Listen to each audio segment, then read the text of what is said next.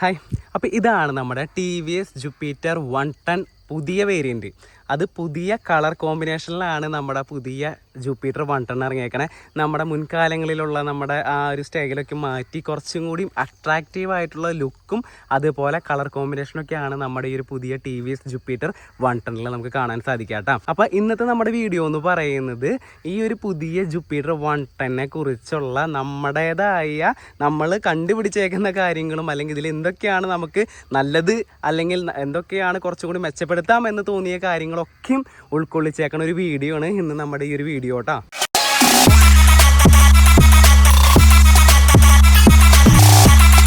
First ഞാൻ പറയട്ടെ, നമ്മുടെ ഈ ഒരു പുതിയ ലുക്ക് എന്തായാലും നമ്മുടെ ഇന്ത്യൻ മാർക്കറ്റിനെ തന്നെ നന്നായിട്ട് പിടിച്ച് കുലുക്കും എന്നുള്ളതിൽ ഒരു സംശയം വേണ്ട. കാരണം ഇത് ഇറങ്ങി ലോഞ്ച് ആയി കഴിഞ്ഞതിന് ശേഷം തന്നെ വളരെയധികം ആളുകൾ പോസിറ്റീവ് റിവ്യൂ പറഞ്ഞേക്കുന്നതാണ് ഇതിൻ്റെ ആ ഒരു ഡിസൈനും അതുപോലെ തന്നെ പുതിയ കളർ കോമ്പിനേഷനും ഒക്കെ കേട്ടോ. അതുകൊണ്ട് തന്നെ ഇപ്പോൾ നമ്മുടെ ഈ ഇന്ത്യൻ മാർക്കറ്റിൽ എവിടെ പോയാലും കുറേ അധികം വാഹനങ്ങൾ ഓൾറെഡി നമ്മുടെ TVS ജുപ്പിറ്റർ അടിപൊളിയായിട്ട് വിജയിച്ചേക്കുന്ന ഒരു വണ്ടിയാണ്. അതിൻ്റെ കൂട്ടത്തിൽ ഈ ഒരു കളർ കോമ്പിനേഷനും ഈ ഒരു ഡിസൈനിൽ ഇറങ്ങി കഴിഞ്ഞപ്പോൾ ആൾക്കാർക്ക് കുറച്ചും കൂടി പ്രിയമേറിയിട്ടുള്ള ഒരു വാഹനമായി മാറിയിട്ടുണ്ട് നമ്മുടെ TVS ജുപ്പിറ്റർ. പിന്നെ ഇത് ഓരോരുത്തർക്കും ഇഷ്ടപ്പെടാണ്ടിരിക്കാം. അത് ഡിപ്പെൻഡ്സ് അപ്പോൺ ഓരോരുത്തരുടെ കാര്യങ്ങളനുസരിച്ചിട്ടാണ്.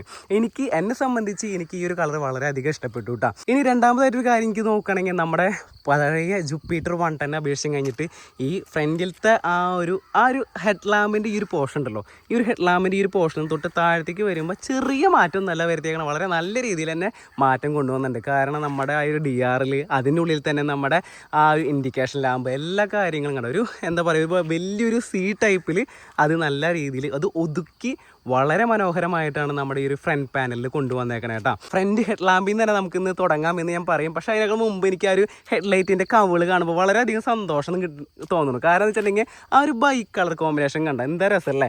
ഈ ഒരു കളർ ബ്ലൂയിഷ് ആയിട്ടുള്ള ഒരു കളർ, അതിൻ്റെ അവിടെ ഒരു ചെറിയ ആ ഒരു ഗ്ലോസി ഫിനിഷോട് കൂടിയിട്ടുള്ള ആ ഒരു കളർ. അപ്പോൾ ആ രണ്ടും എന്ന് പറയുന്നത് ഞാൻ ആദ്യം വിചാരിച്ചു ഒറ്റൊരു പാർട്ടാണ്, പക്ഷെ അല്ല കേട്ടോ, രണ്ട് പാർട്ടാണ്. കാരണം വെച്ചിട്ടുണ്ടെങ്കിൽ ഈ ഒരു പോർഷൻ്റെ ഇവിടെ ഒരു ലോക്ക് സിസ്റ്റം എന്തായാലും ഉണ്ടാവും, അല്ലാണ്ട് എന്തായാലും ഇങ്ങനെ വെക്കില്ലല്ലോ. അപ്പോൾ ഇവിടെ ഒരു ചെറിയൊരു ലോക്ക് പോർഷൻ കൊടുത്തിട്ടുണ്ട്. ഇങ്ങനെ കട്ട് ചെയ്തിട്ട് ഇങ്ങനെ കണ്ട ഇങ്ങനെ ഒരു ലോക്ക് പോർഷൻ കൊടുത്തിട്ടുണ്ട്. അപ്പോൾ ഇത് രണ്ട് പാർട്ടാണ്. ആ ഒരു കളർ കോമ്പിനേഷൻ നോക്കുമ്പോൾ അടിപൊളിയായിട്ടുണ്ട്. പിന്നെ നമുക്ക് ഈ ഒരു ഹെഡ് ലൈറ്റിൻ്റെ ഈ ഒരു കവളിൻ്റെ മേലെ സൈഡിലായിട്ട് നമുക്ക് സ്മാർട്ട് കണക്റ്റ് അല്ലെങ്കിൽ സ്മാർട്ട് എച്ച് കണക്റ്റ് നമുക്ക് എഴുതി വെച്ചത് കാണാൻ സാധിക്കും. നമ്മുടെ ഫ്രണ്ടിലത്തെ എന്ന് പറയുന്നത് ഹെഡ് ലൈറ്റ് LED തന്നെയാണ്. നമുക്ക് കഴിഞ്ഞ നമ്മുടെ മുമ്പത്തെ ആ ഒരു ഇതിലേക്കും കിട്ടിയിരിക്കുന്ന ഹെഡ് ലൈറ്റ് അതേ സെയിം ഹെഡ് ലൈറ്റ് തന്നെയാണ് നമുക്ക് ഇവിടെയും കിട്ടണേ. ആ ഒരു ഇവിടുത്തെ ഹെഡ് ലൈറ്റ് കവളിലെ ഇവിടുത്തെ കളർ കോമ്പിനേഷൻ മാറിയിട്ടുണ്ടെന്ന് മാത്രം. പിന്നെ നമ്മുടെ ഈ രണ്ട് മിറേഴ്സും അതിലൊന്നും ഒരു തരത്തിലുള്ള മാറ്റങ്ങളുമില്ല. മിറേഴ്സൊക്കെ നല്ല അത്യാവശ്യം വിസിബിൾ ആയിട്ടുള്ള നമുക്ക് പുറകിൽ നിന്നൊക്കെ ആരെങ്കിലും വന്നിട്ടുണ്ടെങ്കിൽ കാണാവുന്ന രീതിയിലുള്ള അത്യാവശ്യം ക്വാളിറ്റിയുള്ള ഒരു രണ്ട് മിറേഴ്സ് നമുക്ക് കിട്ടുന്നുണ്ട്. അതാണ് നമുക്ക് ആ ഒരു ഈ ഒരു പോർഷനിൽ കാണാൻ സാധിക്കുക. നേരെ വരുന്ന സമയത്ത് നമുക്ക് ഇതിൻ്റെ ഈ ഒരു ഹെഡ് ലൈറ്റിൻ്റെ വിസിബിലിറ്റി നമുക്ക് റോട്ടിൽ പോകുന്ന സമയത്ത് ഹെഡ് ലൈറ്റ് വിസിബിലിറ്റിയിൽ എന്തെങ്കിലും വ്യത്യാസങ്ങളുണ്ടെങ്കിൽ നമുക്ക് അഡ്ജസ്റ്റ് ചെയ്യാനായിട്ടുള്ള ആ ഒരു ബോൾട്ട് എന്ന് പറയുന്ന സാധനം എന്തൊക്കെയാണ് നമുക്ക് കാണാം ഇവിടെ കൊടുത്തിട്ടുണ്ട്. അപ്പോൾ നമുക്കത് ലൂസ് ചെയ്ത് അഡ്ജസ്റ്റ് ചെയ്യാവുന്നതാട്ടോ. ഹാൻഡിൽ ബാർമേക്കൊന്ന് ജസ്റ്റ് ഞാൻ നിങ്ങൾ റൈറ്റ് സൈഡിലേക്ക് എടുക്കുന്നുണ്ട്. നമ്മുടെ ത്രോട്ടിൽ ഗ്രിപ്പ് ഇട്ടാൽ വളരെ സ്മൂത്താണ്. നമുക്ക് എക്സ്ട്രാ ഒരു കവർ ഇതുമേക്ക് വാങ്ങിയിടേണ്ട കാര്യമില്ല. കാരണം വെച്ചാൽ അത്യാവശ്യം നല്ല ക്വാളിറ്റിയുള്ള ഒരു ത്രോട്ടിൽ ഗ്രിപ്പ് തന്നെയാണ് നമുക്കിവിടെ കിട്ടണേ. പിന്നെ ഫ്രണ്ട് ബ്രേക്ക് ലിവർ നല്ല റിജിഡാട്ടോ, നല്ല റിജിഡായിട്ടുള്ള ഫ്രണ്ട് ബ്രേക്ക് ലിവർ കിട്ടുന്നുണ്ട്. ലെഫ്റ്റ് സൈഡിൽ നോക്കുകയാണെങ്കിൽ നമുക്ക് ഇവിടെ കാണാൻ സാധിക്കുന്നത് ഇവിടുത്തെ ഈ ഒരു ഹാൻഡിൽ അതുപോലെ റിയർ ബ്രേക്ക് ലിവർ വരുന്നു. പിന്നെ നമുക്ക് പാർക്കിംഗ് ബ്രേക്ക് വളരെ അതായത് കണ്ട കുറച്ചുകൂടി നമുക്ക് ഈ ഒരു പാർക്കിംഗ് ബ്രേക്ക് എന്ന് വെച്ചിട്ടുണ്ടെങ്കിൽ വളരെ കൺവീനിയൻ്റാണ്. നമുക്ക് വളരെ യൂസർ ഫ്രണ്ട്ലി ആയിട്ടുള്ളൊരു പാർക്കിംഗ് ബ്രേക്കാണ് നമുക്കിവിടെ കാണാൻ സാധിക്കാട്ടോ. കണ്ട ഇനി നമ്മൾ നമ്മുടെ ഈ ഒരു വാഹനത്തിൻ്റെ മിഡിൽ ഏരിയയിലേക്ക് വരണം. ഈ ഒരു ഏരിയ എന്നൊക്കെ പറയുന്നത് നമ്മുടെ ഫൈബർ പാർട്ടാട്ടാ. കണ്ട ഫൈബർ എന്ന് വെച്ചാൽ അസല് ഫൈബർ, അതായത് ഫ്രണ്ടിലത്തെ ഒരു ഏരിയ മൊത്തം ഫൈബറാണ്. മിഡിൽ പാനലായാലും സൈഡ് പാനലാണെങ്കിലും ഒക്കെ ആ ഒരു ഫൈബർ പാർട്ടാട്ടാ. പിന്നെ നമുക്ക് ഇവിടെ TVSൻ്റെ ആ ഒരു കുതിര ചാടുന്ന ആ ഒരു ലോഗോ ഇവിടെ വന്നിട്ടുണ്ട്. പിന്നെ തൊട്ടിപ്പുറത്തൊരു ചെറിയൊരു എയർ വെൻറ്റ് വീക്കട്ടോട് കൂടിയിട്ടുള്ള ഒരു എയർ വെൻറ്റ് കാണാൻ സാധിക്കും. നമ്മുടെ നമ്പർ പ്ലേറ്റിന് സ്ട്രക്ചർ വന്നിട്ടുണ്ട്. അതിന് തൊട്ട് താഴെ നല്ല ലുക്കിൽ നമ്മുടെ C ഷേപ്പോട് കൂടിയിട്ടുള്ള അല്ലെങ്കിൽ നമുക്ക് CO UO എന്ത് വേണമെങ്കിലും നമുക്ക് തന്നെ പേരിട്ട് വിളിക്കാം കേട്ടോ. അപ്പോൾ ആ ഒരു ടൈപ്പിൽ നല്ല രീതിയിലുള്ള ഒരു DRL വന്നിട്ടുണ്ട്. LED ആണ്. ഇതിൻ്റെ ഉള്ളിൽ തന്നെയാണ് നമ്മുടെ ആ ഒരു ഇൻഡിക്കേറ്റർ ലാമ്പ് വരുന്നത് കേട്ടോ. ഇനി നമുക്ക് നമ്മുടെ ഇൻഡിക്കേറ്റർ ഇടുമ്പോൾ കണ്ട എന്താ രസമല്ലേ. ആ ഒരു ലുക്ക് കണ്ട നമുക്കത് ശരിക്കും, അതായത് ഈ ഒരു വാഹനത്തിന് ഈ ഒരു C ലാമ്പ് അല്ലെങ്കിൽ DRL വിത്ത് ആ ഒരു ഇൻഡിക്കേറ്ററിൻ്റെ ആ ഒരു ക്ലസ്റ്റർ വന്നേക്കുന്നത് കാണാൻ എന്ത് ഭംഗിയല്ലേ, സത്യം പറഞ്ഞാൽ കിടിലാണ്. പിന്നെ ഇവിടെ നമുക്ക് വേറൊരു കാര്യം കൂടി ഉണ്ട്. ഇവിടെ ഒരു ബൈക്ക് കളർ കോമ്പിനേഷൻ നമുക്ക് കാണാൻ സാധിക്കും. എത്രത്തോളം കാണാൻ പറ്റുമെന്ന് എനിക്ക് തോന്നുന്നില്ല, പക്ഷേ ഇവിടെ കണ്ട ഒരു ബ്ലാക്ക് ഒരു പാനലും കൂടി ഇവിടെ കൊണ്ടുവന്നുണ്ട്. അതായത് ഈ ഒരു പാനലും കൂടി ഇവിടെ വെച്ച് കഴിഞ്ഞപ്പോഴാണ് ഈ ഒരു വാഹനത്തിന് ആ ഒരു ലുക്ക് കിട്ടാൻ കാരണം ഫുള്ളും വന്നു കഴിഞ്ഞിട്ടുണ്ടെങ്കിൽ ഈ കളർ തന്നെ വന്നെന്നുണ്ടെങ്കിൽ അത്രത്തോളം ഒരു ലുക്ക് കിട്ടുമെന്ന് എനിക്ക് തോന്നുന്നില്ല. ഈ ഒരു ബൈക്ക് കളർ കോമ്പിനേഷൻ വന്നതുകൊണ്ട് തന്നെയാണ് ആ ഒരു വാഹനത്തിന് ഇത്ര അധികം ലുക്ക് കിട്ടിയേട്ടാ. അപ്പോൾ നമ്മുടെ ആ ഒരു പാനൽ സെക്ഷൻ കഴിഞ്ഞിട്ടുണ്ടെങ്കിൽ നമുക്ക് ഈ റൈറ്റ് സൈഡിൽ ഒരു ലോഗോ അല്ലെങ്കിൽ നമ്മുടെ ഒരു ബാഡ്ജിങ് കാണാൻ സാധിക്കും. TVS ഇൻഡിലിഗോ അസിസ്റ്റൻസ് അല്ലെങ്കിൽ TVS iGo അസിസ്റ്റൻസ് എന്ന് പറയുന്ന ഈ ഒരു ടെക്നോളജി, ഇതിനെക്കുറിച്ചൊക്കെ നമ്മൾ പറഞ്ഞിട്ടുണ്ട്. എന്തുകൊണ്ടാണ് ഈ ഒരു ടെക്നോളജി, എന്തിനാണ് അത് യൂസ് ചെയ്യണേ, നമുക്ക് നമ്മുടെ ഫ്യൂൽ എഫിഷ്യൻസി കൂട്ടാനും അതുപോലെ തന്നെ ഫ്യൂൽ എഫിഷ്യൻസി കൂട്ടാന്നുള്ളത് ഒരു വലിയൊരു കാര്യം തന്നെ ഈ ടെക്നോളജി നിർവഹിക്കുന്നുണ്ട്. നമ്മുടെ യമഹയുടെ ഇതിലേക്ക് മുമ്പ് വന്നേക്കുന്നതാണ്. അതായത് നമുക്കൊരു ഹൈബ്രിഡ് ടെക്നോളജി എന്ന് വിശേഷിപ്പിക്കാം. അതായത് കുറച്ച് പെട്രോൾ നമുക്ക് സേവ് ചെയ്ത് തരുന്ന ഒരു ടെക്നോളജിയാണ് iGo അസിസ്റ്റൻറ്റ് അല്ലെങ്കിൽ TVS ഇൻഡിലിഗോ ടെക്നോളജി എന്ന് പറയുന്നതും അതിനൊക്കെ തന്നെയാട്ടാം. പിന്നെ നമുക്ക് നമ്മുടെ സിഗ്നലൊക്കെ എത്തുന്ന സമയത്ത് നമുക്ക് ഈ ഒരു ഇൻഡിലിഗോ ടെക്നോളജിയുടെ സ്വിച്ച് ഓൺ ആക്കി വെക്കുകയാണെങ്കിൽ നമുക്ക് എന്ത് ചെയ്യാം, വണ്ടി നമ്മൾ സ്റ്റാർട്ടായി നമുക്കൊരു സിഗ്നൽ വന്നു, സിഗ്നൽ നമ്മൾ ബ്രേക്ക് ചെയ്ത് കഴിഞ്ഞിട്ടുണ്ടെങ്കിൽ 5 സെക്കൻഡിനുള്ളിൽ ഈ സാധനം ഓഫാവും. അത് കഴിഞ്ഞിട്ടുണ്ടെങ്കിൽ നമ്മൾ വീണ്ടും നമ്മുടെ ബ്രേക്ക് ഒന്ന് അപ്ലൈ ചെയ്യണം. അതിനുശേഷം ത്രോട്ടിലൊന്ന് ബ്ലിപ്പ് ചെയ്ത് കഴിഞ്ഞിട്ടുണ്ടെങ്കിൽ നമ്മുടെ വാഹനം സുഖസുന്ദരമായിട്ട് നമുക്ക് എടുത്തിട്ട് പോകാൻ സാധിക്കും. അതായത് അനാവശ്യ നമ്മുടെ ഈ ഒരു പെട്രോൾ ചിലവാകുന്നത് അല്ലെങ്കിൽ നമ്മുടെ ഈ പാർക്കിംഗ് ചെയ്യുന്ന സമയത്തുള്ള പ്രശ്നങ്ങൾ, അല്ലെങ്കിൽ നമുക്ക് ഈ ഒരു സിഗ്നൽ വരുന്ന സമയത്ത് അല്ലെങ്കിൽ ട്രാഫിക് ഉണ്ടാകുന്ന സമയത്ത് അവിടെയൊക്കെ നമുക്ക് നമ്മൾ നല്ല രീതിയിലുള്ള ഫ്യൂൽ എഫിഷ്യൻസി ഈ ഒരു TVSൻ്റെ ഇൻഡിലിഗോ അസിസ്റ്റൻസ് നമുക്ക് തരുന്നുണ്ട് കേട്ടോ. അപ്പം അതാണ് ആ ഒരു ടെക്നോളജിനെ കുറിച്ച് പറയണത്. കൂടുതൽ ടെക്നോളജിനെ കുറിച്ച് അറിയണമെന്നുണ്ടെങ്കിൽ ഞാൻ ഇതിന് മുമ്പുള്ള TVSൻ്റെ വണ്ടികളൊക്കെ ചെയ്തപ്പോൾ അതിലേക്ക് വിശദമായിട്ട് പറഞ്ഞിട്ടുണ്ട്. വീണ്ടും എടുത്ത് പറഞ്ഞാൽ എന്തിനാണ് നമ്മൾ ടൈം കളയണേ. ഫ്രണ്ടിൽ നമുക്ക് കിട്ടുന്നത് ഫുള്ളി കവേർഡ് ആയിട്ടുള്ള ഒരു മെറ്റൽ പാർട്ടാണെന്ന് തോന്നും, പക്ഷെ ഒരിക്കലല്ല. നമുക്ക് ഈ ഒരു ഫ്രണ്ടിൽ ഈ ഒരു സാധനം നമുക്ക് നല്ല ഒരു ഹാഫ് പോർഷനിലാണ് നമുക്ക് ഫുള്ളി കവേർഡ് എന്ന് പറയണമെങ്കിൽ ഹാഫ് പോർഷൻ മെറ്റലാണ്, ഹാഫ് പോർഷൻ നമുക്ക് ഫൈബറാണ്. അപ്പോൾ നമുക്ക് എന്തായാലും പറയാം ഹാഫ് അവിടെയുണ്ട് ഹാഫ് അവിടെയുണ്ട്. നമുക്കൊരു ഫുള്ളി കവേർഡ് ആയിട്ടുള്ളൊരു മഡ് ഗാർഡ് നമുക്ക് അവിടെ ലഭിക്കുന്നുണ്ട്. തൊട്ട് താഴത്തേക്ക് നോക്കുമ്പോൾ നമുക്ക് നല്ല ഒരു സൂപ്പർ എന്ന് പറയാൻ പറ്റുന്ന, എനിക്ക് വളരെയധികം സന്തോഷം ഉള്ള ഒരു വാഹനമാണ് TVS ജൂപ്പിറ്റർ. അതിൽ യൂസ് ചെയ്യുന്ന ഈ സസ്പെൻഷനാണ് നമ്മളൊരു 10 8 കൊടുക്കാവുന്ന രീതിയിലുള്ള സസ്പെൻഷൻ നമുക്ക് ഫ്രണ്ടിലും റിയർ സൈഡിലും നമുക്ക് കിട്ടുന്നത്. ഫ്രണ്ടിൽ നമുക്ക് ടെലിസ്കോപ്പിക് സസ്പെൻഷൻ കിട്ടുന്നുണ്ട്, റിയർ സൈഡിൽ നമുക്ക് ഗ്യാസ് ഫിൽഡ് ആയിട്ടുള്ള ആ ഒരു റിയർ സസ്പെൻഷനാണ് വരുന്നത്. ഫ്രണ്ടിലെ ടെലിസ്കോപ്പിക് സസ്പെൻഷൻ്റെ ആ ഒരു ഔട്ടർ ട്യൂബിൽ നമുക്കിത് ഇങ്ങനത്തെ ഒരു യെല്ലോ റിഫ്ലക്ടർ നമുക്കിവിടെ കിട്ടുന്നുണ്ട്. യെല്ലോ അല്ല, ഓറഞ്ച് കളർ റിഫ്ലക്ടർ വരുന്നുണ്ട്. പിന്നെ ഫ്രണ്ടിൽ നമുക്ക് 12 ഇഞ്ച് അലോയ് വീൽ വരുന്നുണ്ട്. എന്താ രസമല്ലേ അലോയ് വീൽ കാണാൻ, നല്ല ഒരു മാറ്റ് ഫിനിഷോട് കൂടിയിട്ടുള്ളൊരു ബ്ലാക്ക് കളറാണ് നമുക്കവിടെ കാണാനായിട്ട് സാധിക്കാം. ടയറിന് നമുക്ക് സീറ്റിൻ്റെ ടയർ കിട്ടുന്നുണ്ട്. ടയറിൻ്റെ സെക്ഷൻ നോക്കുകയാണെന്നുണ്ടെങ്കിൽ 90 12 54 ജയുടെ ടയറാണ് നമുക്ക് ഈ ഒരു ഫ്രണ്ട് സൈഡിൽ കിട്ടുന്നത് കേട്ടോ. നമുക്ക് ഇവിടെ ഡിസ്ക് അല്ല വരണേ, നമുക്ക് ഡ്രമ്മാണ്. 130 mm ഡ്രം ബ്രേക്കാണ് നമുക്ക് ഈ ഒരു വാഹനത്തിൽ ലഭിക്കുന്നത്. പിന്നെ ഇതിലും നമുക്ക് നല്ല രീതിയിലുള്ള ആ ഒരു CBS അല്ലെങ്കിൽ സിൻക്രണൈസ്ഡ് ബ്രേക്കിംഗ് സിസ്റ്റം അല്ലെങ്കിൽ കമ്പൈൻഡ് ബ്രേക്കിംഗ് സിസ്റ്റം, ഓരോരുത്തരും ഓരോ ടെക്നോളജികളാണ് യൂസ് ചെയ്യുന്നത്. ആ ഒരു പേരുകൾ സെയിം പ്രവർത്തനം തന്നെയാണ് ഇതിൽ ചെയ്യണത്. ബ്രേക്ക് ബാക്ക് സൈഡിൽ നമ്മൾ അപ്ലൈ ചെയ്യുന്ന സമയത്ത് ഫ്രണ്ടിലത്തെയും അപ്ലൈ ആവും കേട്ടോ. അപ്പോൾ അങ്ങനെയാണ് നമ്മുടെ CBS അല്ലെങ്കിൽ പലതരത്തിലുള്ള പേരുകൾ നമുക്ക് പറയാനായിട്ട് സാധിക്കണം. കോമ്പി ബ്രേക്കിംഗ് സിസ്റ്റം എന്തും ആയിക്കോട്ടെ കേട്ടോ. എന്ന ടെക്നോളജി നമുക്കിവിടെ കാണാൻ സാധിക്കും കണ്ടോ. പിന്നെ ഇവിടെ സ്പീഡോമീറ്ററിൻ്റെ ഒരു ഇത് ഇടാനായിട്ടുള്ളത്, സ്പീഡോമീറ്റർ കണക്ട് ചെയ്യണമെങ്കിൽ ഡ്രം വേരിയൻ്റ് ആയിരുന്നെങ്കിൽ ഇവിടെ ഒരു സ്പീഡോമീറ്ററിൻ്റെ കേബിളിൻ്റെ ഇത് വന്നേനെ. പക്ഷേ ഇത് ഫുള്ളി ഡിജിറ്റലായിട്ടുള്ളൊരു മീറ്റർ നമുക്ക് വന്നേക്കണം. അപ്പോൾ അവിടുത്തെ ആ ഒരു പോർഷൻ ഇങ്ങനെ നിൽക്കുന്നുണ്ട്. പിന്നെ വേറെ പറയത്തക്ക രീതിയിലുള്ള സാധനങ്ങളൊന്നും നമുക്ക് ലെഫ്റ്റ് സൈഡിൽ കാണാൻ സാധിക്കില്ല. പിന്നെ ആ ഒരു കേബിളുകളിലൊക്കെ നല്ല രീതിയിൽ തന്നെ അവർ ഹോൾഡിംഗ് സ്ട്രക്ചറിൻ്റെ ഉള്ളിലാക്കി വെച്ചിട്ടുണ്ട്. പിന്നെ നമുക്ക് ഈ താഴത്തേക്ക് നോക്കണമെങ്കിൽ കുറച്ച് എയർ വെൻസുകൾ നല്ല രീതിയിൽ നമ്മുടെ ആ ഒരു അതിൻ്റെ ഉള്ളിൽ കൂടെ പോകാനുള്ള എയർ വെൻസുകൾ നമുക്ക് അവിടെ കൊടുത്തിട്ടുണ്ട്. സ്വിച്ച് ഗിയേഴ്സ് നോക്കുകയാണെങ്കിൽ നമുക്ക് ലെഫ്റ്റ് സൈഡിൽ high beam, low beam, pass switch നമുക്ക് ഇവിടെ ലഭിക്കുന്നുണ്ട്. ലെഫ്റ്റ് റൈറ്റ് ഇൻഡിക്കേഷൻ്റെ ആ ഒരു സ്വിച്ച് നമുക്ക് കിട്ടുന്നുണ്ട്. ഹോൺ സ്വിച്ച് നമുക്ക് ഇവിടെ വയ്ക്കുന്നുണ്ട്. റൈറ്റ് സൈഡിലേക്ക് വരുമ്പോൾ നമുക്ക് ഇൻഡിലിഗോ ടെക്നോളജിയുടെ ആ ഒരു സ്വിച്ച് നമുക്ക് കാണാൻ സാധിക്കും. പിന്നെ സെൽഫ് അടിക്കാനുള്ള ആ ഒരു ഇതും, പിന്നെ നമുക്ക് കമാൻഡ്, അതായത് ഇത് GPS ഒക്കെ നമുക്ക് യൂസ് ചെയ്ത് ഇങ്ങോട്ട് പോകാൻ പറ്റുന്നൊരു അത്രയും നല്ല രീതിയിൽ ഫീച്ചേഴ്സ് തരുന്നൊരു വാഹനമാണ്. അപ്പോൾ നമുക്ക് ഇതിൽ ജസ്റ്റ് പ്രസ് ചെയ്ത് കഴിഞ്ഞിട്ടുണ്ടെങ്കിൽ നമുക്ക് വേണ്ട രീതിയിലുള്ള കമൻസൊക്കെ കൊടുത്തു കഴിഞ്ഞാൽ അതനുസരിച്ചിട്ട് നമുക്ക് ആ ഒരു ഇന്നത്തെ കാലത്തിനനുസരിച്ചിട്ട് തന്നെയാണ് നമ്മുടെ എല്ലാ വാഹനങ്ങളും മുന്നേറുന്നത്. അതിൽ ഒരു പടി മുന്നിൽ തന്നെയാണ് TVS. കാരണം ആ ഒരു നമ്മൾ എന്താണ് പറയുന്നത് ആ കാര്യം നമുക്ക് ഇവിടെ സുഖമായിട്ട് ബ്ലൂടൂത്ത് ആയിട്ട് നമ്മുടെ ഫോണിൽ കണക്ട് ചെയ്ത് സുഖമായിട്ട് നമുക്ക് കൺട്രോൾ ചെയ്ത് നമുക്ക് ഈ ഒരു വാഹനം കൊണ്ടുപോകാൻ സാധിക്കും. അതായത് നമുക്ക് നാവിഗേഷനൊക്കെ കുറച്ചുകൂടി എളുപ്പമാവും. ഓക്കെ, അപ്പോൾ ആ ഒരു കാര്യം നമുക്കിവിടെ കാണാനായിട്ട് സാധിക്കും. ഈ ഒരു ഫ്രണ്ടിലത്തെ റിയർ സൈഡിൽ TVSൻ്റെ E20 പെട്രോളൊക്കെ അടിക്കാവുന്ന രീതിയിലുള്ള ഒരു ഫ്യൂവൽ ടാങ്കാണ് നമുക്ക് ഇവിടെ ലഭിക്കുന്നത്. പുഷ് ലോക്ക് വന്നിട്ടുണ്ട്. പിന്നെ ഇതിൻ്റെ ടാങ്ക് എന്ന് പറയുന്നത് ഇവിടെ നമുക്ക് ആ ഒരു ഓപ്പണിംഗ് ഉള്ളൂ. ടാങ്ക് ഈ ഒരു ഇതിന് താഴെയാട്ടോ ടാങ്ക് ഫിക്സ് ചെയ്തേക്കണം. ഇവിടെയാണ് ഫിക്സ് ചെയ്തേക്കുന്നത്. ഇതിൻ്റെ ഉള്ളിൽ നിന്ന് ഒരു ട്യൂബ്, വലിയൊരു ട്യൂബ് ഇട്ടിട്ട് ഡയറക്റ്റ് കണക്ട് ചെയ്തേക്കണം ആ ഒരു ഏരിയയിലേക്ക്. അപ്പം ആ ഒരു കാര്യം ഞാൻ എടുത്ത് പറയട്ടെ. നമ്മുടെ മുമ്പത്തെ TVS 125 ഇവിടെ തന്നെ ഇരുന്ന് ടാങ്ക് വെച്ചേക്കണം. 5.1 ലിറ്ററിൻ്റെ ആ ഒരു ടാങ്ക് തന്നെ 5.1 ലിറ്റർ തന്നെയാണ് tank capacity. Fuel tank capacity വരുന്നത് 5.1 തന്നെയാണ്. അത് ഇതിൻ്റെ അടിയിലേക്കാണ് കൊണ്ടുവന്നേക്കണം കേട്ടോ. അപ്പോൾ ഇതൊരു നല്ല കാര്യം. കാരണം വെച്ചിട്ടുണ്ടെങ്കിൽ അവിടെ ഫയർ പാർട്ട് എന്തെങ്കിലും തട്ടുമുട്ടൊക്കെ ഉണ്ടാകണമെന്നുണ്ടെങ്കിൽ അത് ഡാമേജ് ആവാനുള്ളൊരു ചാൻസ് ഉണ്ട്. പിന്നെ അത് മാത്രമല്ലാണ്ട് നമ്മൾ പെട്രോൾ അടിക്കുന്ന സമയത്ത് ഇതിൽ നിന്ന് പെട്രോൾ പെട്ടെന്ന് ഫില്ലായി പുറത്തേക്ക് ചാടി വരുന്ന ഒരു കംപ്ലയിൻറ്റ് പൊതുവേ ഉണ്ടായിരുന്നു. പക്ഷേ ഇനി അങ്ങനെ പേടിക്കണം. കാരണം നമ്മൾ പെട്രോൾ അടിച്ച് കഴിഞ്ഞിട്ടുണ്ടെങ്കിൽ നേരെ പോകുന്നത് ഇവിടെയാണ്.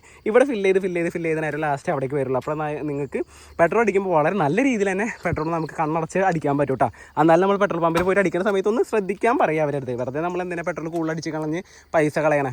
ഓക്കെ, പിന്നെ നമുക്ക് ഇവിടെ കാണാൻ സാധിക്കുന്നത് ഇമ്പോർട്ടൻറ്റ് ഇൻസ്ട്രക്ഷൻസിൽ ഫ്രണ്ട് ആൻഡ് റിയർ ടയറിൽ എത്ര എയർ അടിക്കണം എന്നുള്ള എയർ ഇൻഡെക്സ് കാര്യങ്ങളും കാണാൻ സാധിക്കും. പിന്നെ നമുക്കിവിടെ 3 കിലോഗ്രാമൊക്കെ വരുന്ന ആ ഒരു നമുക്ക് എന്തെങ്കിലും വെയിറ്റുള്ള സാധനങ്ങൾ കവറൊക്കെ തൂക്കിയിട്ടുണ്ടെങ്കിൽ അതിനുള്ള ആ ഒരു വിത്ത്സ്റ്റാൻഡ് ചെയ്യാവുന്ന നല്ലൊരു ഹോൾഡിംഗ് സ്ട്രക്ചർ നമുക്കിവിടെ കിട്ടുന്നുണ്ട്. ഹുക്ക് കിട്ടുന്നുണ്ട്.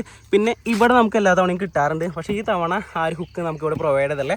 പക്ഷേ അങ്ങനെ ആ ഒരു ഹുക്ക് ഇല്ലെങ്കിലും നമുക്കിത് നല്ല സ്പേഷ്യസ് ആയിട്ടുള്ളൊരു റണ്ണിങ് ബോർഡ് അല്ലെങ്കിൽ ഫുഡ് ഫ്ലോർ നമുക്ക് ലഭിക്കുന്നുണ്ട്.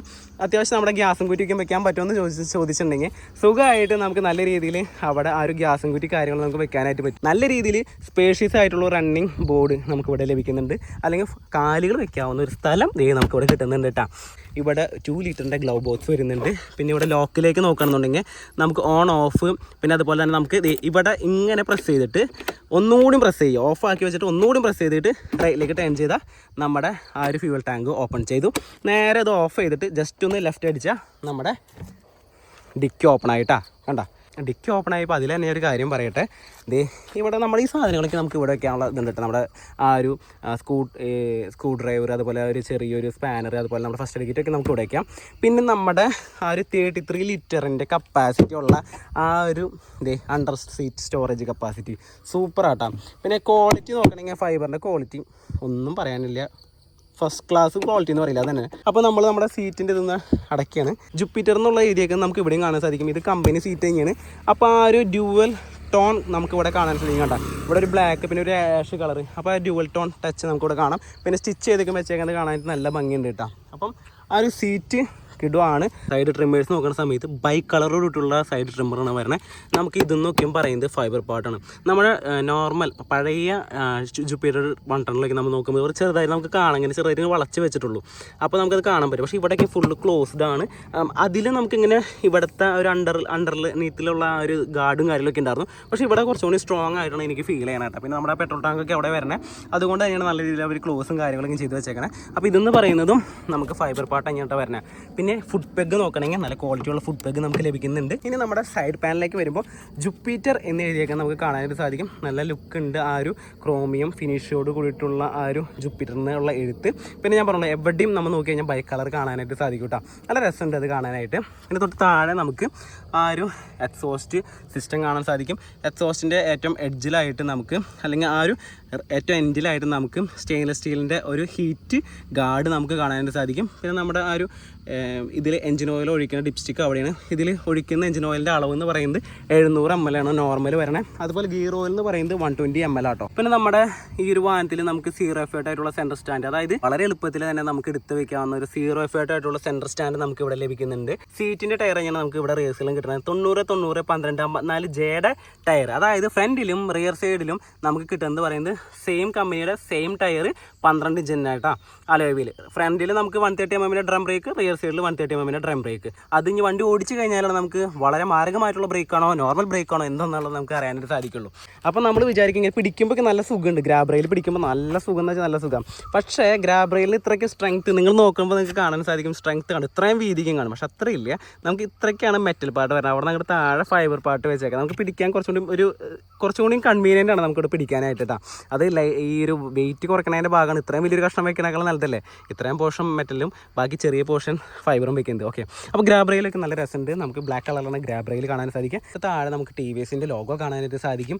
പിന്നെ നമ്മുടെ ഒരു ബൈക്ക് കളർ കോമ്പിനേഷൻ നമുക്ക് റിയർ സൈഡിലും കാണാം. ഫ്രണ്ടിൽ ഒരു ടൈപ്പ് സി ഞാൻ കണ്ടില്ല, ഇങ്ങനെ ഒരു ടൈപ്പ് സി അല്ല കേട്ടോ, അത് ചാർജിങ് കേബിൾ ആയി പോയില്ലോ, സോറി അങ്ങനെയല്ല.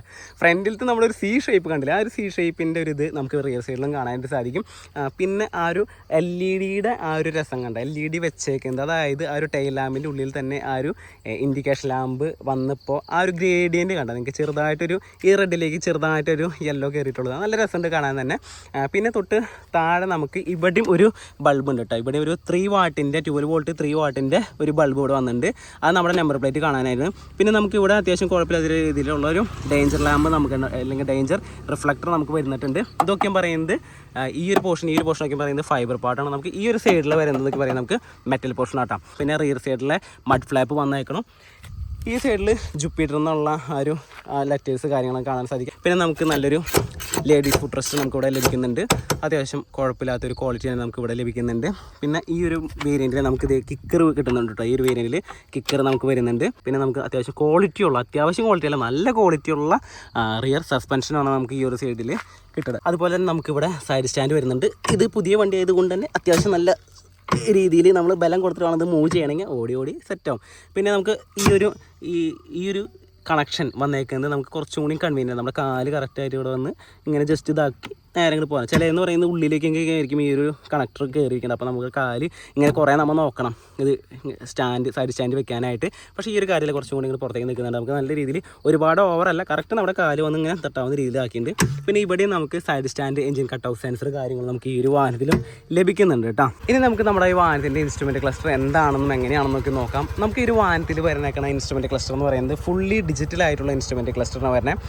ഇപ്പോൾ നമ്മുടെ ഇൻഡിക്കേഷൻ ലാമ്പുകൾ, അതായത് ഇത്രയും ഈ ഒരു പോർഷനാണ് നമ്മുടെ ആ ഒരു LCD ഡിസ്പ്ലേ വരണേ. നമുക്ക് ഈ ഒരു സൈഡിലായിട്ട് നമുക്ക് ഇൻഡിക്കേഷൻ വരുന്നുണ്ട്, ലെഫ്റ്റ് റൈറ്റ് ഇൻഡിക്കേഷൻ. പിന്നെ ഹൈ ബീമിന് ഇൻഡിക്കേഷൻ വരുന്നുണ്ട്. പിന്നെ നമുക്ക് എൻജിൻ മാൽ ഫങ്ഷനിങ് ആ ഒരു എൻജിൻ വാർണിങ്ങിൻ്റെ ഒരു ഇൻഡിക്കേഷൻ ഇവിടെ കാണാൻ സാധിക്കും. പിന്നെ നമുക്ക് ഓട്ടോ ഇൻഡിലിഗോ അല്ലെങ്കിൽ ഇൻഡിലിഗോ ടെക്നോളജിയുടെ ആ ഒരു ഇൻഡിക്കേഷൻ ഇവിടെ ഒരു എന്ന് പറഞ്ഞ് കാണാൻ സാധിക്കും. പിന്നെ നമുക്ക് ജസ്റ്റ് എന്തെങ്കിലും ഒരു കംപ്ലയിൻറ്റ് ഉണ്ടെങ്കിൽ ഒരു വാർണിംഗ് നമുക്ക് ഇവിടെ കാണും. പിന്നെ ഇതിൻ്റെ ഉള്ളിൽ നോക്കുകയാണെങ്കിൽ നമുക്ക് LCD ഡിസ്പ്ലേയുടെ ഉള്ളിൽ കാണാൻ സാധിക്കുന്നത് ടൈം കാണാം. പിന്നെ നമ്മുടെ ഈ ഒരു ഇൻഡിലിഗോ അസിസ്റ്റ് റെഡിന്ന് കാണുന്നുണ്ട്, എക്കോ മോഡ് കാണിക്കുന്നുണ്ട്. അതുപോലെ നമുക്ക് സ്പീഡോമീറ്റർ കാണാൻ സാധിക്കും, ഓഡോ. പിന്നെ ഇവിടുത്തെ മോഡുകൾ നോക്കുമ്പോൾ ട്രിപ്പ് A, ട്രിപ്പ് B, പിന്നെ ഓഡോ കാണുന്നുണ്ട്. പിന്നെ ഇപ്പോൾ നമ്മൾ ഓൾറെഡി ഇൻഡിലിഗോ ടെക്നോളജിയിൽ ഓണാക്കി വെച്ചതുകൊണ്ട് തന്നെ വണ്ടി ഓഫ് ആയത് കണ്ട, അപ്പോൾ അത് ഓണായിട്ട് നമുക്ക് തെളിഞ്ഞ് നിൽക്കുന്നത് കാണാൻ സാധിക്കും. പിന്നെ നമുക്ക് ഡ്രൈവിംഗ് റേഞ്ച് കാണിക്കുന്നുണ്ട്, ഫ്യൂവലിൻ്റെ ആ ഒരു ലെവൽ കട്ടകൾ കാണിക്കുന്നുണ്ട്. ഇപ്പോൾ എത്ര കിലോമീറ്റർ ഓടി ട്രിപ്പ് Aയിൽ, ട്രിപ്പ് Bയിൽ ഓടോ 39 ആ കൂടി 40 കിലോമീറ്ററാണ് ഈ ഒരു വാഹനം എടുത്തതിന് ശേഷം ഓടിയിട്ടുള്ളൂ. ഇനി നമുക്ക് ജസ്റ്റ് ഇതൊന്ന് ഓഫ് ചെയ്തിട്ട് ഇനി ഒന്ന് ഓണാക്കി നോക്കാം. നമുക്ക് എന്തെങ്കിലും അഡീഷണൽ ആയിട്ട് എന്തെങ്കിലും ഉണ്ടോ നോക്കതേ. ആ ഒരു നമ്മുടെ GPS നാവിഗേഷൻ്റെ കാര്യങ്ങൾ അവിടെ നമുക്ക് കാണാൻ സാധിക്കുന്നുണ്ട്. അതുപോലെ തന്നെ നമുക്ക് സൈഡ് സ്റ്റാൻഡ്, എഞ്ചിൻ കട്ട് ഓഫിൻ്റെ കാണിക്കാം. പിന്നെ നമ്മുടെ ഹെൽമെറ്റ് വെക്കാനുള്ള ഒരു ഇത് വരുന്നുണ്ട്.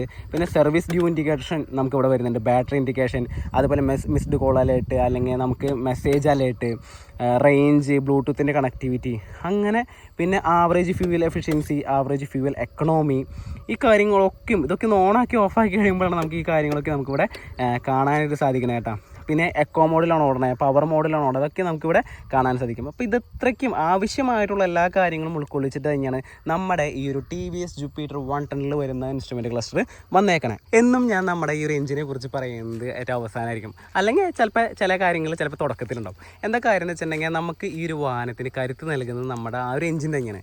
പിന്നെ ഈ ഒരു TVSൻ്റെ ആ ഒരു എഞ്ചിനെ കുറിച്ച് പറയുകയാണെങ്കിൽ വളരെ സ്മൂത്ത് ആൻഡ് റിഫൈൻഡ് ആയിട്ടുള്ള ഒരു എഞ്ചിൻ തന്നെയാണ്. പിന്നെ നമുക്ക് നല്ല രീതിയിലുള്ള റൈഡിങ് പെർഫോമൻസ് തന്നെ ഈ ഒരു വാഹനത്തിൽ കിട്ടുന്നുണ്ട്. വർഷങ്ങളായിട്ട് ഞാൻ യൂസ് ചെയ്യുന്ന TVS ജുപ്പിറ്റർ 110 യൂസ് ചെയ്യുന്നുണ്ട്, 125 യൂസ് ചെയ്യുന്നുണ്ട്.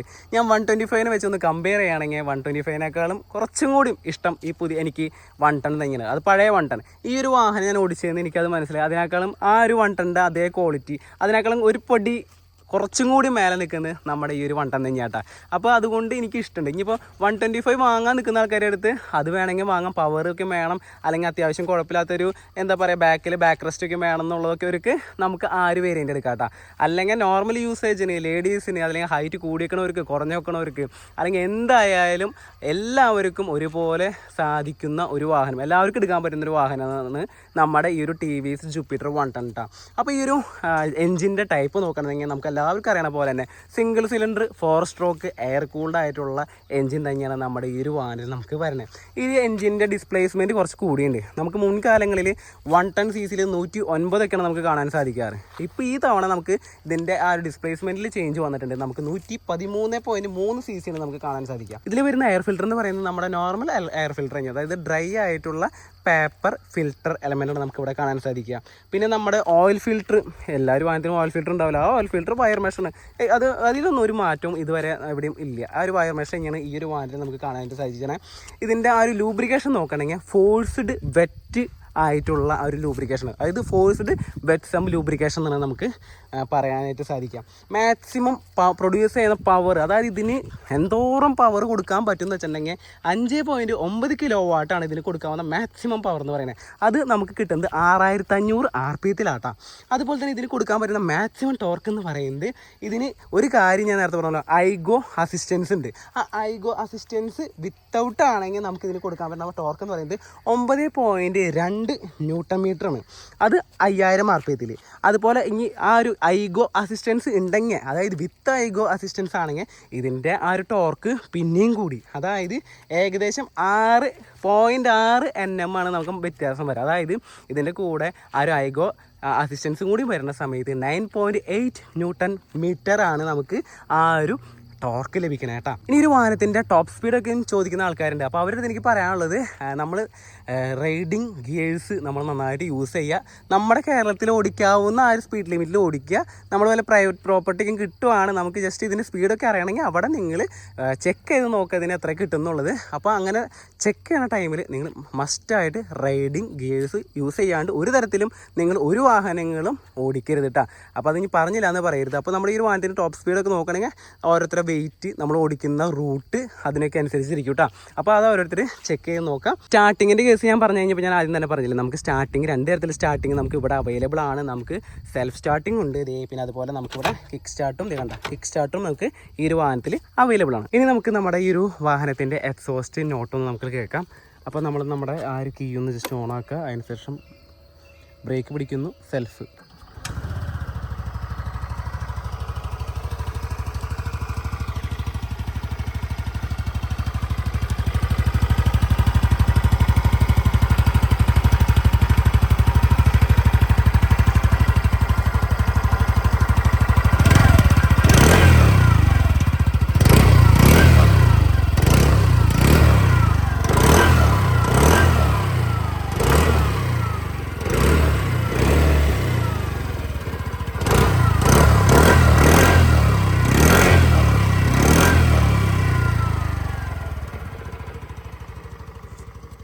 അപ്പോൾ നോർമലി നമ്മുടെ ആ ഒരു സ്കൂട്ടറിന് വേണ്ട ആ ഒരു സൗണ്ടാണ് ഉള്ളത്. അതായത് വലിയ നല്ല ഇങ്ങനെ ഈ ചിലി എന്നുള്ള അങ്ങനത്തെ ആരവങ്ങളോ അല്ലെങ്കിൽ സൗണ്ട് എഫക്ട്സോ കാര്യങ്ങളൊന്നും ഇല്ല. നോർമൽ എന്താണ് ഒരു സ്കൂട്ടറിൽ നിന്ന് എന്താണ് ഒരു സൗണ്ട് വരേണ്ടത്, ആ ഒരു എക്സോസ്റ്റ് നോട്ടാണ് നമുക്ക് കേട്ടത്.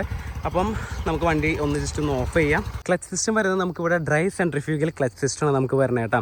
പിന്നെ ട്രാൻസ്മിഷൻ എന്ന് പറയുന്നത് വലിയ പ്രത്യേകിച്ച് മാറ്റങ്ങളൊന്നുമില്ല. CVT ട്രാൻസ്മിഷൻ തന്നെയാണ് നമുക്ക് ഈ ഒരു വാഹനത്തിൽ സംഭവിച്ചുകൊണ്ടിരിക്കുന്നത് അല്ലെങ്കിൽ വന്നുകൊണ്ടിരിക്കുന്നത്. പഴയ വാഹനങ്ങളിലും ഇപ്പോഴത്തുള്ള വാഹനങ്ങളും ഒക്കെ CVT ഇങ്ങനെ വന്നേക്കണം കേട്ടോ. ഈ ഒരു വാഹനത്തിന് നല്ല കിടിലനായിട്ടുള്ള ഗ്രൗണ്ട് ക്ലിയറൻസിന് നമുക്ക് കിട്ടുന്നുണ്ട് കേട്ടോ.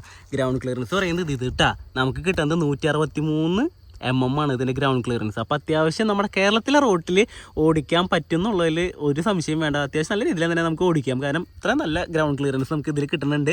പിന്നെ ലോഡ് വരുമ്പോൾ അതനുസരിച്ചിട്ട് കുറയാനുള്ളൊരു ചാൻസ് ഉണ്ട് കേട്ടോ. അത് ഏതൊരു വാഹനത്തിൽ അങ്ങനെയാണല്ലോ, അൺലിഡൻ ആയിട്ടാണ് ആ ഒരു ഗ്രൗണ്ട് ക്ലിയറൻസ് പറയുക. ലോഡ് വരാനനുസരിച്ചിട്ട് ആ ഗ്രൗണ്ട് ക്ലിയറൻസ് ചെറുതായിട്ട് കുറയും കേട്ടോ. പിന്നെ പല ആളുകൾക്കുള്ള സംശയമാണ്, എനിക്ക് ആ വണ്ടി പറ്റുമോ ഈ വണ്ടി പറ്റുമോ എന്നുള്ള സംശയമുണ്ട്.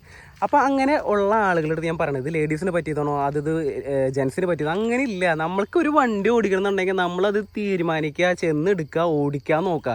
അതാണ് നമ്മുടെ കഴിവ്. നമ്മളത് ഓടിക്കുക.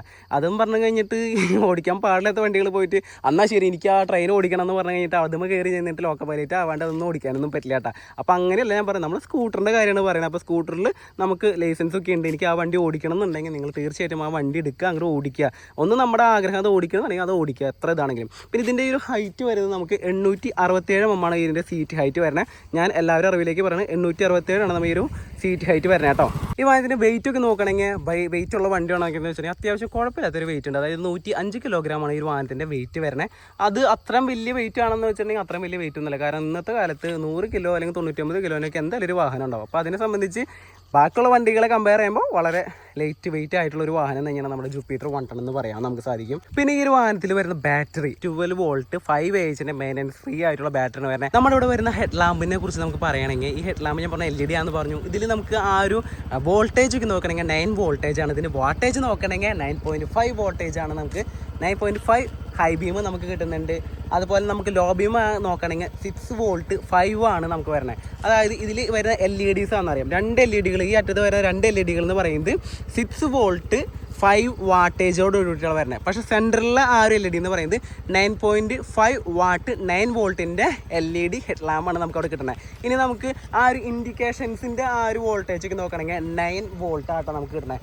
9 വോൾട്ട് LEDകളാണ് നമുക്ക് ഈ ഒരു ലെഫ്റ്റ് സൈഡിലും അതുപോലെ DRL അതുപോലെ റിയർ സൈഡിലൊക്കെ വരുന്ന 9 വോൾട്ട് ആയിട്ടാണ് നമുക്ക് കാണാൻ സാധിക്കാം. അതുപോലെ നമുക്ക് നമ്പർ പ്ലേറ്റിൻ്റെ അവിടെ വരുന്നത് പറഞ്ഞല്ലോ 12 വോൾട്ടിൻ്റെ 3 വാട്ടേജോട് കൂടിയിട്ടുള്ള ആ ഒരു ബൾബാണ് നമുക്ക് ഇവിടെ കിട്ടുന്നത് കേട്ടോ, LEDയിലെ ഈ സാധനം. ഇനി നമ്മൾ പറയാൻ പോകണമെന്ന് വെച്ചിട്ടുണ്ടെങ്കിൽ ഈ ഒരു വാഹനത്തിൻ്റെ വണ്ടി ഓടിച്ചിട്ട് എങ്ങനെയുണ്ടെന്ന്, വണ്ടിയുടെ പെർഫോമൻസ്, ബ്രേക്കിംഗ്, അതുപോലെ സസ്പെൻഷനെ കുറിച്ച് പറയുന്നുണ്ട്. അപ്പോൾ നമുക്ക് എന്തെങ്കിലും പോരായ്മകൾ ഉണ്ടെങ്കിൽ അതും ഞാൻ ഇതിലെടുത്ത് പറയുന്നതായിരിക്കും കേട്ടോ. പിന്നെ ഒരു കാര്യം ഞാൻ ഇതിന് കൂടുതൽ ഞാൻ വിട്ടുപോയതെന്ന് വെച്ചിട്ടുണ്ടെങ്കിൽ നമുക്ക് ഈ ഒരു റിയർ സൈഡിൽ തന്നെ ഇങ്ങനത്തെ ഒരു മഡ് ഫ്ലാപ്പ് വരുന്നുണ്ട്. അതിന് കൂട്ടത്തിൽ നമുക്ക് ഈ ഒരു ചെളിയൊന്നും അധികം വരാണ്ടിരിക്കാനായിട്ട് നമുക്ക് ദീപട്ടിയും കൂടി ഒരു ഉള്ളിൽ കണ്ട ഒരു ചെറിയൊരു ഇന്നർ ഫ്ലാപ്പ് പോലെ നമുക്കത് ഫിറ്റ് ചെയ്തിട്ടുണ്ട്. അപ്പോൾ അതൊരു പോസിറ്റീവ് കാര്യമാണ്. പിന്നെ വേറെ ഒരു പ്രശ്നം എന്ന് വെച്ചിട്ടുണ്ടെങ്കിൽ ഇത് തൊട്ടടുത്താണ് നമ്മുടെ ടയറിനടുത്ത് ഇരിക്കണം. അപ്പം എന്തെങ്കിലും കല്ല് എന്തെങ്കിലും കയറുന്നുണ്ടെങ്കിൽ ഇതിങ്ങനെ ഒരയാനുള്ളൊരു ചാൻസ് ഉണ്ട്. നമ്മുടെ വണ്ടികളിലൊക്കെ ഇങ്ങനെ കരകരാന്നുള്ള സൗണ്ട് വരുന്നുണ്ട്.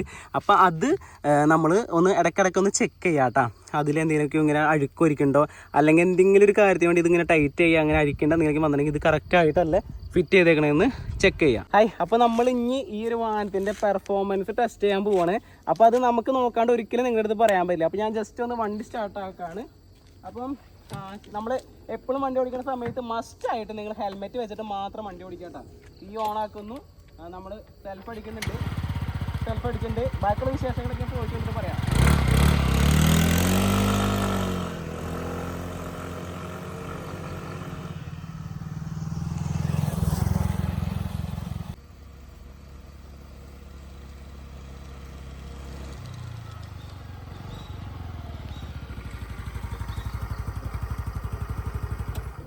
അവിടെ നിന്ന് മാറി വാ.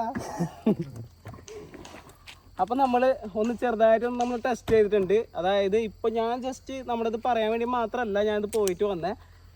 നിങ്ങൾക്ക് കുറച്ച് കാര്യങ്ങൾ ഇപ്പോൾ സ്പോട്ടിൽ തന്നെ പറഞ്ഞു തരേണ്ടതായിട്ടുണ്ട്. അപ്പോൾ അതിന് വേണ്ടിയാണ് ഞാനിപ്പോൾ വണ്ടി എടുത്തിട്ട് കൊണ്ടുപോയേ. അപ്പം നമുക്ക് 113 cc ആണ് ഈ ഒരു വാഹനത്തിൻ്റെ എഞ്ചിൻ ഡിസ്പ്ലേസ്മെൻറ്റ് എന്ന് ഞാൻ നേരത്തെ പറഞ്ഞല്ലോ. അപ്പം നമ്മൾ ത്രോട്ട്ലിംഗ് കൊടുക്കുമ്പോൾ പുതിയ വണ്ടി ആയിട്ടാണെന്ന് തോന്നുന്നു. അതായത് പുതിയ വണ്ടി ഏകദേശം 41 കിലോമീറ്റർ ആയിട്ടുള്ളൂ. നമ്മൾ ത്രോട്ട്ലിംഗ് കൊടുക്കുന്ന സമയത്ത് ത്രോട്ട്ലിംഗ് റെസ്പോൺസ് കുറച്ച് കുറവാണ്. അത് ആ ഒരു വണ്ടി ഓടി കുറച്ച് ആൾ കഴിയുമ്പോൾ ശരിയും. പിന്നെ ഇതിൻ്റെ മൈലേജ് നമ്മൾ ചെക്ക് ചെയ്തിട്ടില്ല. മൈലേജ് പലതും പല രീതിയിൽ പറയുന്നുണ്ടാവും. പക്ഷേ ഇതിൻ്റെ മൈലേജ് ചെക്ക് ചെയ്തിട്ട് യഥാർത്ഥത്തിലുള്ള മൈലേജ് എത്രയാണെന്നുള്ളത് നമ്മൾ പറയേണ്ടതായിരിക്കും കേട്ടോ. പിന്നെ ബ്രേക്കിംഗ് ബൈറ്റിനെ കുറിച്ച് ഞാൻ ഇതിൽ തന്നെ പറയണം. ബ്രേക്കിംഗ് ബൈറ്റ് എന്ന് പറയുന്നത് പുതിയ വണ്ടി ആയതുകൊണ്ട് എല്ലാം ഞാൻ പുതിയ വണ്ടി ആയിട്ടുണ്ടെങ്കിൽ നമ്മൾ ഓടിക്കഴിഞ്ഞാലാണ് നമുക്ക് കുറച്ചുകൂടി പറയാൻ പറ്റുള്ളൂ. ആ പുതിയ വണ്ടി ആയതുകൊണ്ട് തന്നെ ആ ഡ്രം ഷൂ ഒക്കെ ഒന്ന് തേഞ്ഞൊന്ന് സെറ്റ് ആവാനുള്ളതുണ്ട്. ബ്രേക്ക് ഇവിടെ പിടിച്ചിട്ടുണ്ടെങ്കിൽ കുറച്ചും കൂടി ഡിസ്റ്റൻസിലാണ്. അതായത് അവിടെ ഞാൻ നിർത്തണം എന്നുണ്ടെങ്കിൽ ഇവിടെ നിന്നോട്ട് ബ്രേക്ക് നല്ല രീതിയിൽ അപ്ലൈ ചെയ്യേണ്ടതായിട്ട് വരുന്നുണ്ട്. അത് ഇപ്പോൾ ഈ ഒരു പുതിയ വണ്ടിയിൽ ഞാൻ പറയണമെന്ന് മാത്രമല്ല, എനിക്ക് കിട്ടിയ വണ്ടി അങ്ങനത്തെയാണ്, അതുകൊണ്ട് ഞാൻ പറഞ്ഞതാണ്. അപ്പോൾ ബ്രേക്കിങ് ആ ഒരു പ്രശ്നം എനിക്ക് തോന്നുന്നുണ്ട്. പിന്നെ വൈബ്രേഷൻ്റെ കേസ് നോക്കുകയാണെന്നുണ്ടെങ്കിൽ നമ്മൾ വളരെ സ്ലോ സ്പീഡ് ഒരു 9-10 പോണ സമയത്ത് നമുക്ക് ഈ ഫ്രണ്ട് പോർഷൻ ചെറുതായിട്ട് ഇങ്ങനെ ഇരുമ്പണ പോലെ ഇങ്ങനെ ചെറുതായിട്ട്, അത് ഫൈബർ പാർട്ടിൻ്റെ ഇതാണെന്ന് തോന്നുന്നു, വൈബ്രേഷൻ വരുന്നുണ്ട്. പിന്നെ അത്യാവശ്യം നല്ല സ്പീഡിൽ പോകുമ്പോൾ നമുക്ക് വലിയ വൈബ്രേഷനോ കാര്യങ്ങളൊന്നും ഇല്ല. എയറിൻ്റെ ബ്ലാസ്റ്റിങ്ങും കാര്യങ്ങളൊക്കെ ഉണ്ട്, അല്ലാതെ നമുക്ക് വൈബ്രേഷൻസ് കാര്യങ്ങളൊന്നും അപ്പം അറിയില്ല. എന്നാലും ചെറിയ രീതിയിൽ വൈബ്രേഷൻസ് നമുക്ക് ചെറുതായി ഇങ്ങനെ കാത് ഓർക്കുമ്പോൾ ചില സ്ഥലത്തു നിന്നൊക്കെ ചെറിയ വൈബ്രേഷൻസ് ഒക്കെ വരുന്നുണ്ട്. മറ്റുള്ള വാഹനങ്ങളെ കമ്പയർ ചെയ്യുമ്പോൾ ആ വൈബ്രേഷൻ നോക്കണമെങ്കിൽ വളരെ വളരെ കുറവാണ്. പിന്നെ ഈ നമ്മുടെ റിയർ വ്യൂ മിററൊക്കെ നല്ല രീതിയിൽ നമുക്ക് റിയർ സൈഡ് കാര്യങ്ങൾ കാണാൻ പറ്റുന്നുണ്ട്. പിന്നെ ലൈറ്റൊക്കെയും അത്യാവശ്യം നല്ല രീതിയിലുള്ള ലൈറ്റും കാര്യങ്ങളൊക്കെ ഉണ്ട്. കാരണം ഞാനിത് വണ്ടി വൈകുന്നേരങ്ങളൊക്കെ ഓടിച്ചിട്ടുണ്ട്. നമ്മുടെ വണ്ടികൾ നമ്മൾ ഓടിക്കുന്നുണ്ട്. ഇതിൻ്റെ ലൈറ്റ് എന്ന് പറയുന്നത് നിങ്ങൾക്കറിയാമല്ലോ, വൈറ്റ് കളറിലാണ് ഇതിൻ്റെ LED. അതുപോലെ തന്നെ നല്ല രീതിയിൽ ഇപ്പോൾ ഇതെന്ന് പറയുന്നത് ഈ പ്രൈവറ്റ് പ്രോപ്പർട്ടിയാണ്. ഇതിലാണ് ഞാൻ വണ്ടി ഓടിക്കുന്നത്. നല്ല രീതിയിൽ വെളിച്ചം നമുക്ക് കിട്ടുന്നുണ്ട് ഈ ഒരു ഹെഡ്ലാമ്പിൽ എന്നുള്ളത്. പിന്നെ പെർഫോമൻസ് വൈസ് നോക്കുകയാണെങ്കിൽ ഞാൻ പറഞ്ഞു ഒരു കുറച്ച് ലാഗിങ് ഉണ്ട്, പക്ഷേ കുറച്ചിറങ്ങി കഴിഞ്ഞാൽ നല്ല രീതിയിൽ കയറി അങ്ങോട്ട് പൊക്കോളും. ഈ ഒരു TVS Jupiter 110 ഇത്രയ്ക്കും ഇതിൽ എനിക്ക് പറയാൻ കാരണം വെച്ചിട്ടുണ്ടെങ്കിൽ ഞാൻ അത് സ്ഥിരം യൂസ് ചെയ്യുന്ന ഒരാളാണ്. അപ്പോൾ അതുകൊണ്ടാണ് ഞാൻ എൻ്റെ ഒരു എക്സ്പീരിയൻസ് കൂടി ഞാൻ ഇതിൽ പറയുന്നുണ്ട്, ബാക്കിയുള്ള വാഹനങ്ങൾ ഓടിച്ചു കഴിഞ്ഞിട്ട് എങ്ങനെയാണെന്നുള്ളത്. പിന്നെ ഇതിൻ്റെ സസ്പെൻഷൻ കിഡുമാണ്. അത് ഏതൊരു വാഹനം, ഞാനിപ്പോൾ വേറൊരു വണ്ടി എടുത്ത് കഴിഞ്ഞിട്ടുണ്ടെങ്കിൽ ആക്റ്റീവ് അല്ല വേറെ ഏത് വണ്ടി പറഞ്ഞാലും എനിക്ക് ആക്റ്റീവ് ഉണ്ടല്ലാണ്ട്, പക്ഷേ ഏതൊരു വാഹനങ്ങൾ പറയുകയാണെങ്കിൽ കൂടുതൽ ഇതിൻ്റെ സസ്പെൻഷൻ അത് കിഡുമാണ്. അത് പറയാണ്ടിരിക്കാൻ പറ്റില്ല. ഫ്രണ്ടിലാണെങ്കിലും റിയർ സൈഡിലും സസ്പെൻഷനൊക്കെ സൂപ്പർ തന്നെയാണ്. അത് പിന്നെ സീറ്റും ഇതിൽ വലിയൊരു പങ്ക് വഹിക്കുന്നുണ്ട്. പിന്നെ ഇതിൽ കയറി ഇരുന്ന് കഴിഞ്ഞിട്ട് ഞാൻ വെച്ചിട്ടുണ്ടെങ്കിൽ ജസ്റ്റ് ഹെൽമെറ്റ് ഒന്ന് വെക്കുന്നുണ്ട്. കയറി ഇരുന്ന് കഴിഞ്ഞിട്ടുണ്ടെങ്കിൽ എൻ്റെ ഹൈറ്റ് എന്ന് പറയുന്നത് 5 അടി 6 ഇഞ്ചാട്ടേ. എനിക്ക് സുഖമായിട്ട് ഇങ്ങോട്ട് കയറി ഇരിക്കുന്ന സുഖമായിട്ട് കാല് ഇങ്ങനെ എത്തും കേട്ടോ, കാല് ഇങ്ങനെ എത്തും. കുറച്ച് ഇങ്ങോട്ട് കയറി ഞാൻ ശരിക്കും ഇവിടെ നിന്നിട്ടാണ് വണ്ടി ഓടിക്കാറ്. ഇങ്ങനെ ഈ ഒരു സീറ്റിംഗ് പൊസിഷനിലാണ് ഞാൻ വണ്ടി ഓടിക്കുന്നത്. പക്ഷേ ഞാൻ വണ്ടി എടുത്ത് ഓടിച്ച് തുടങ്ങുമ്പോൾ കാല് ഇങ്ങോട്ട് കയറ്റി വയ്ക്കുമ്പോഴില്ലേ നമ്മുടെ കാലിൻ്റെ ഒരു എൽബോ ഈ ഒരു ഏരിയ വെക്കില്ല, ഇത് വളരെ നല്ല കൂളായിട്ട് നമുക്ക് വണ്ടി ഓടിക്കാൻ പറ്റും. ഞാൻ കാണിച്ചു തരാം ജസ്റ്റ് കേട്ടോ. ഇപ്പോൾ വണ്ടി സ്റ്റാർട്ട് ആവണില്ല, എന്തുകൊണ്ടാണ് സൈഡ് സ്റ്റാൻഡ് കിടക്കുക. അപ്പോൾ അതൊന്ന് മാറ്റി അടിച്ചു കാല് വെക്കണണ്ട.